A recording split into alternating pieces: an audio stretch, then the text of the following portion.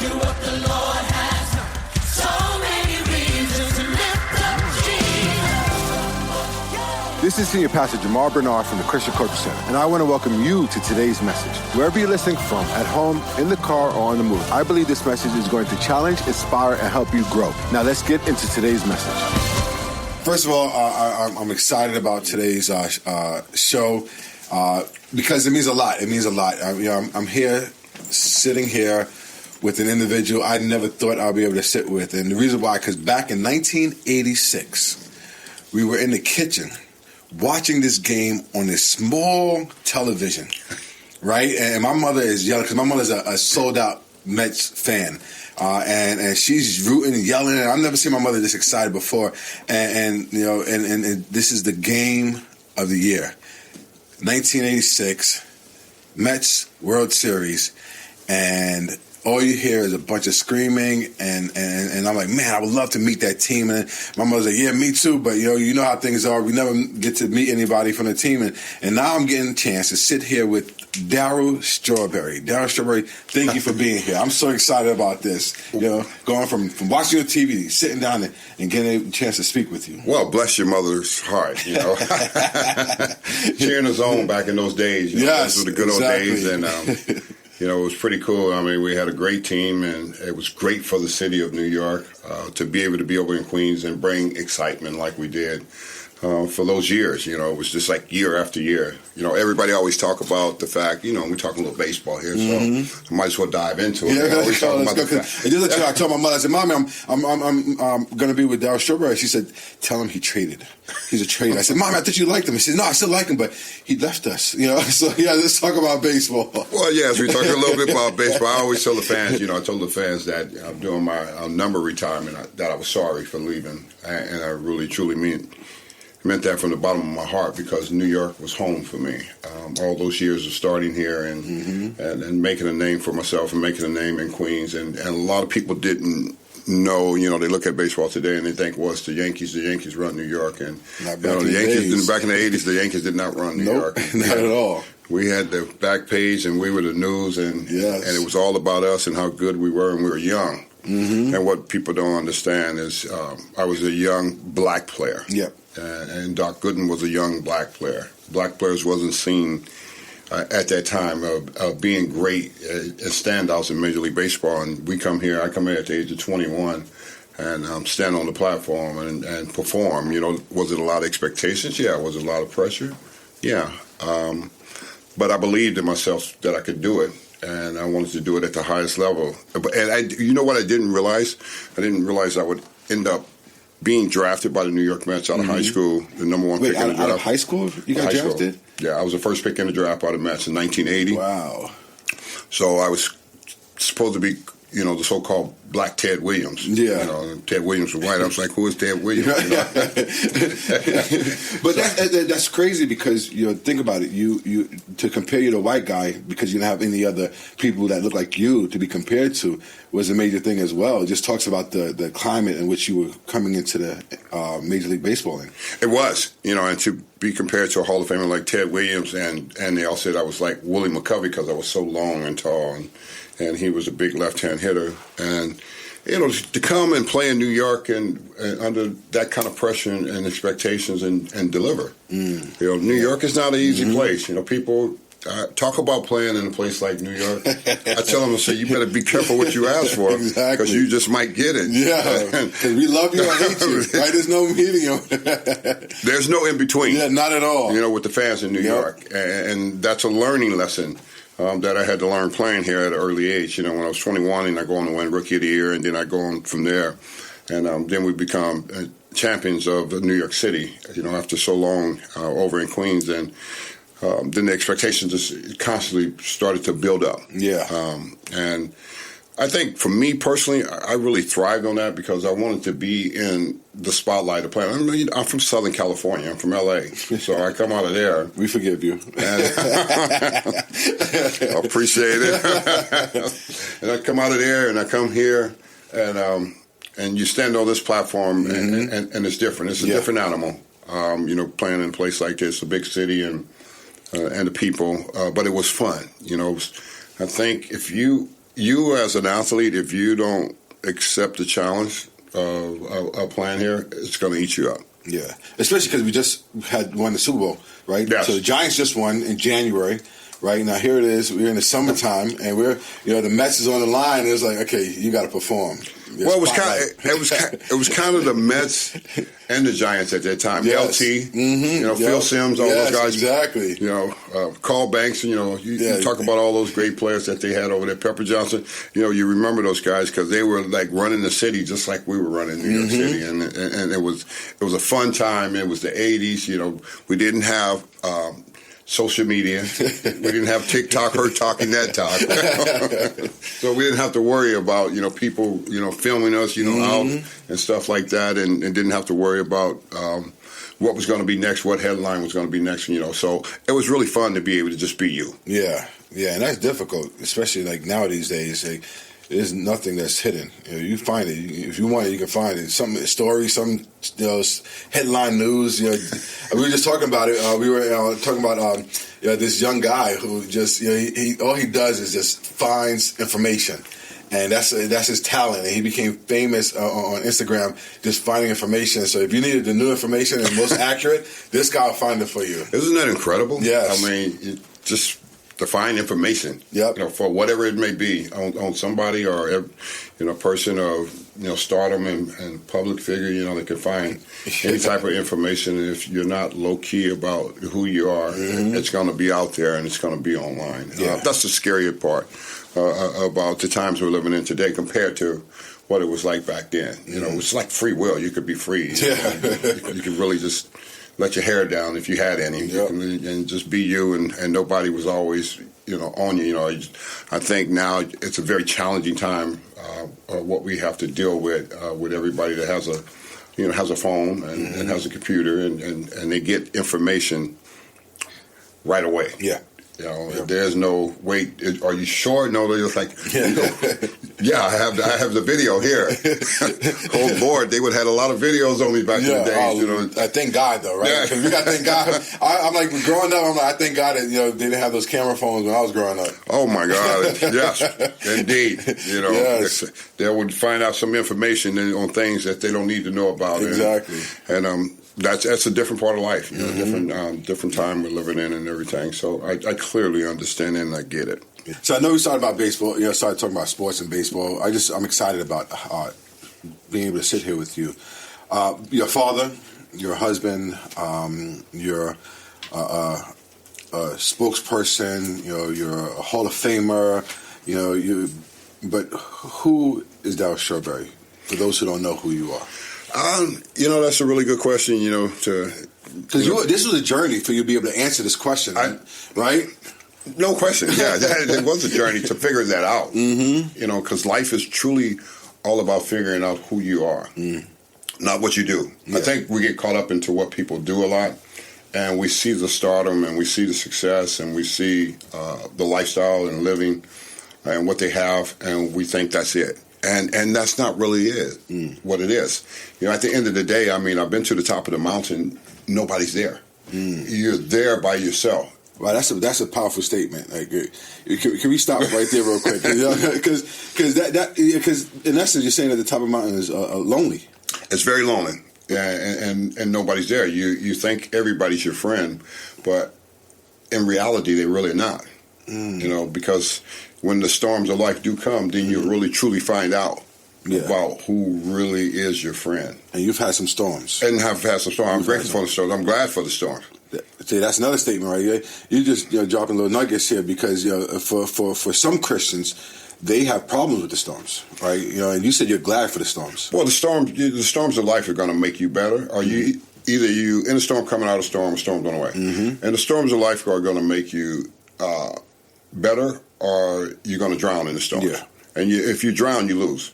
But if you don't drown in the storm, you're going to come out and you're going to become better. Yeah, better than ever because of the life lessons that you have learned. And I think that a lot of times people don't want to learn the lessons of life. They want it to be an easy lifestyle, instant gratification fix.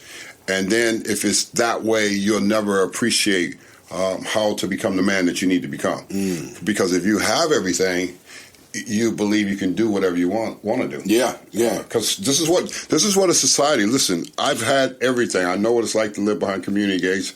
I know what it's like to be privileged and have everything, but actually have nothing. Just accumulating a bunch of stuff and saying, "Well, look at me." But at the end of the day, who am I, and what's the purpose of this life? Yeah. How do I fulfill the promises over my life? The promises over my life was not baseball. That was just a part of my life. But the promises over my life were far greater than baseball after I experienced the downfalls of life. And what I mean by is today I don't need stuff to make me happy. Yeah. You know what I'm saying? That's a big thing, that think we go through as human beings. We think if we get more stuff, we're going to be all right. No, you're not. You're just going to have more bills and you're going to have more headaches. But Biggie said it. He said more money, more problems, right? You're going to have more problems. You're going to have more haters. You're going to have a bunch of stuff that you got to deal with. Exactly. And can you deal with it? And a lot of times we can't. Yeah. We can't deal with it because we wasn't created to deal with it. I mean, I think... celebrities make life look good. Yeah, they do. Because they have money, and if they have problems, they can go get a lawyer and they can get somebody to get them out of the situation. But that doesn't solve the brokenness on the inside. Yeah. And I think we'd be missing out on what's broken on the inside because we all have some brokenness on the inside of us. Yes. And a lot of times we don't deal with that brokenness, so we try to fill that brokenness with everything that we buy. Well, I buy a new house, buy a new car, a house is a house, a car is a car. It's going to get old after you drive it off the lot. And after you live in the house for a little bit, it's going to get old. And then, but that piece, that empty piece on the inside of you that's still empty, is still there because we tried to fill it with all these things. And there's no satisfaction in all that. I mean, I know that for a fact because I did it myself.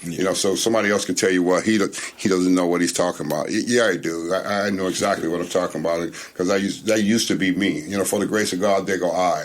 I'm not there anymore. I'm in a totally different place of what life is all about and how to make life count and how to be a real father, a real husband, because a lot of times if you don't see that in your household and you don't see a man, you don't know what a man is supposed to be like. Yeah. So let's talk about that, right? So here it is, you're a young individual, right? Did you know you wanted to play baseball, right? That's the question. When you were younger, growing up, because everybody, the young cats now these days, I want to be the next LeBron, I want to be, the next football player, the next this, the next that, But did you always know you wanted to play baseball? See, I knew I wanted to be the next me. I didn't want to be like anybody, and I think that's what happens in the generation of back when we were growing up. It wasn't about being like anybody else. I mean, you saw guys play, and you're like, man, that guy can play. When I saw Pete Rose play, I was like, man, that guy can play. He doesn't have all the talent like all the other players in the league, but his hustle and his effort is amazing. And then when I saw Dave Parker playing for the Pirates in right field, I was like, man, he can play. He's 6'5", just like me. He can run, hit, and throw. And I said, man, I could do that too. Yeah. And those are the kind of things you tell yourself, and then you have to get to that place inside of you. You have to believe it. Yeah. Okay? It's not about anybody else trying to direct you and tell you you can do it. You have to believe that for yourself, that you can do it. Because I grew up in a dysfunctional home. I didn't have a father. My father was a complete raging alcoholic. So you had a man in the house, but you didn't have a father now. I only had a man in the house for so long until he came home for that last time, drunk again, yelling at my mother, and woke the house up. And me and my brothers went into action. We darn near killed him. So when you went into action, what do you mean? You went into action? We went into action, when we got up and told him just get out of the house and leave us alone. For the last time, because we had experienced this so many times. No, you sugarcoating this. You sugarcoating this. No, do you have a frying pan? I'm not sugarcoating it. I'm gonna get to that. All right. I'm gonna get to the real goody part of that. Right. For me and my brothers, because we woke up in the middle of the night and we were just over it. My older brother Michael told him, "Why don't you just get out here and leave us alone?" So he breaks out a shotgun and said he's gonna kill the whole family. Okay, so me and my brother Ronnie, we've had beatings from him and rejection from him. So Ronnie jumps in the kitchen and grabs a butcher knife, and I go right behind him and grab a frying pan. So we were thinking to ourselves, "This is it. The only person dying in here tonight It's you. I don't. We talking about. We talking about. 14, 15 years old kids. And that had made this point and finna make a big statement. Yeah. That we're gonna kill him because we hate him. And that's powerful. Like, and the fact. And first of all, let me say, their frying pans back in those days aren't the little Teflon flimsy frying pans. Like, these were healthy frying pans, right? Right. So don't get it twisted. Like, it wasn't. Get the picture right. Put your knife in this old school thick frying pan, right? But the fact that you were at a point, right? Talking about the brokenness and where you were mentally, emotionally, where you were ready just to seek freedom in killing this individual, right? Freedom from the abuse, the alcoholism, yes. the freedom, your mother's freedom and stuff like that. To be at that point, have you ever sat and just thought about, where you were at that point where you were ready to just take this man out? Yeah, I used to always reflect back on it because we were completely done at that point, that night. And had it not been for my mother getting us out of the house, we would have killed him. So that was your mission. You were going to do it. Yeah, we were going to kill him. We were going to kill him. In spite, you don't care what was going to happen. Because he broke out the shotgun, and we didn't know there was no shells in the shotgun. My mother had told us she had taken them out. But she made us get out of the house that night, and we were like, no, we're not leaving the house. We're not leaving you in the house with him. And she was like, my mother was this little, and she was just a charismatic woman who took care of kids. And she was not about to let her kids enter into this situation. Yeah. So she forced us to get out of the house, go to the neighbors, and stay down there for the night. And we did. And when we came back the next day, he was no longer there, and he did not come back. And it was a really happy moment for us because I always tell people it came close to being a tragedy. It could have been a tragedy that night. There it is, a black family in Southern California. Kids kill their dad. And of course, if that happens, they're going to lock us up. Yep. We're gone. Yeah. We're history. And there's no stepping into a baseball, baseball uniform or anything. I always tell people it was my pain that led me to my greatness, but it was my greatness that would eventually lead me to my destructive behavior. Because pain is real. Say that again. It was your pain that led you to your greatness. It was my pain that led me to my greatness. Pain can lead you to your greatness, but eventually your greatness will lead you to your destructive behavior because you're not well on the inside. You have not been healed. You have not experienced being delivered, from your brokenness. Brokenness is so real, and it's so much history of brokenness in African Americans community and kids, and we grow up in South Central and we grow up with the gangs, the drugs, and you make decisions: is it going to be the streets, or is it going to be playing ball or going to school? And I did a little combination of both. In junior high, I was always at the gangs. I was in the gangs and fighting all the time, getting kicked out of junior high. My mother just was like, "What's wrong with him?" My other brother Ronnie, he didn't go to school at all, because of the rejection, not having a male figure in our life and the beatings, because my father used to make us take off our shirt and lay us across the bed, and he used to beat us with an extension cord that he cut from the vacuum cleaner. I remember those old vacuum with the extension cord. So that was our beatings. If you did any type of infraction, you got in trouble in school, you already knew coming home what you was getting. Yeah. You was going to get a beating. It's just, you're going to lay across the bed, you're going to have to take your shirt off, and you're going to have webs all over you, just marks all over you. It didn't matter if it was on your face. Wherever it landed. It just got you, And the thing about it was, come to find out about my father, we learned about him through his grandmother and his aunties, and they were like, well, your father used to call him Sonny Boy, and he was strong, played sports, softball, but they were saying, his father was an alcoholic, and he was only child, and his father beat his mother in front of him constantly like that. Wow. So he was repeating that same behavior of what his father was doing. And if the cycle's not broken, it just continues to go. Yeah. So he repeated that, and then I would go on and be just like him. I promised to myself when I used to cry in the room that I would never be like him. I would never touch my kids when I had kids. I used to cry. I was like 14 years old, and I used to say, I'm never going to touch my kids. So that's one thing I did get out of it, as when I became an adult and had kids, I never whoop my kids because I was left scarred. Yeah. You know, and I didn't want them to feel that because I knew what I felt like. I knew the deep hatred that I had down inside me towards my father. Even throughout my baseball career, playing ball and everything, he was never a part of my life. So I was in so much pain for that. And then I go on to have my own kids, and I didn't do that to my kids. My kids have never suffered like I did, but my wife suffered just like my mother did. I became him. All right, so you became him And the woman, yeah. But to the kids, you were able I was different. Wow. I was different to the kids. And their mothers used to like, you need to spank him. I goes, no way. Yeah, that comes from the manifestation of trauma, right? So we look at unresolved trauma and the brokenness of an individual. We're going to talk a little bit about mental health and how you resolved that in your journey. But please continue telling the story. Right? So I end up being just like him. I end up being just like him, abusive with the wives, alcoholic just like him, drinking, womanizer just like he was, pulling pistols in my wife's face and stuff like that, just all the same things that I saw, I became. Yeah. But I had promised to myself I wouldn't be like him. I end up just like him. Yeah. Yeah. The only part I didn't affect my kids. Wow. And the thing is, like, my dad raised us. He said, wherever you fail to forgive, you have a high tendency to repeat. And when we don't look to forgive, and forgiveness does not necessarily mean bring the person back into a space where they can hurt you, right?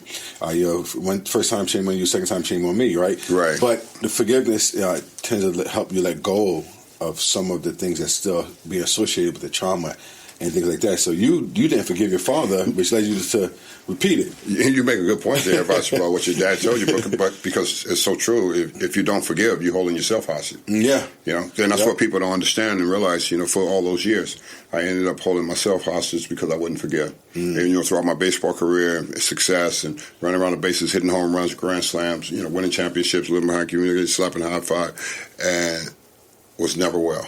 Yeah. Because I wouldn't forgive. But I would eventually go to my father after my career was over and after a transformation took place in my life.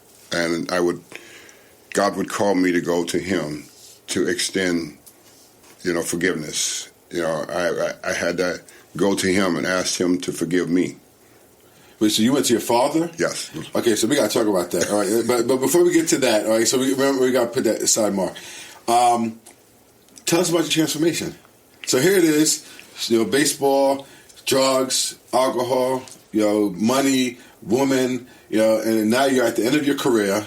And what led you where were you in your life that led you to find this transformation? What was the transformation? Well, I was like, I knew I was called a long time ago. I mean, I got saved at a Morris Cirillo crusade in 1991. Oh, wow. In Anaheim, California. When I went to sign with the Dodgers, I was broken, empty. My first marriage was falling apart. My first wife, uncle, took me to a crusade, and this is the first time I heard the gospel of Jesus Christ. And I sat up there for 4 days at this crusade. I had just signed the biggest contract of my life, and I should have been happy. My life was falling apart.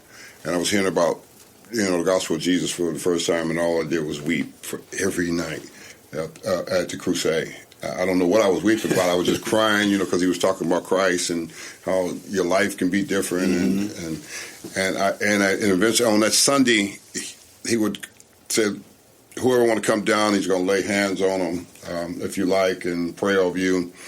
So when Sunday came, I went down to the altar, and he laid hands on me, and the power of God came over me, and my belly was flowing like a river, and I was speaking in tongues immediately. And some guy said, I don't know who you are, but God's called you. I was like, I thought to myself, oh my God, he sounds just like my mother. Because my mother had told me that. But that means your mother was a praying mother. She was. Yes. She was a woman of faith. Yes. Okay, so mom was praying while I was living the heathen lifestyle, playing Major League Baseball.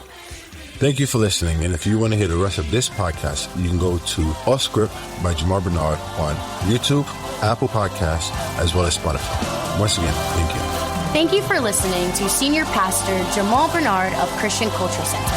Download the podcast on Apple Podcasts or Spotify and visit cccinfo.church for more. We'd love to see you in person. Join us Sundays at 10 a.m. at our Brooklyn or Long Island campuses.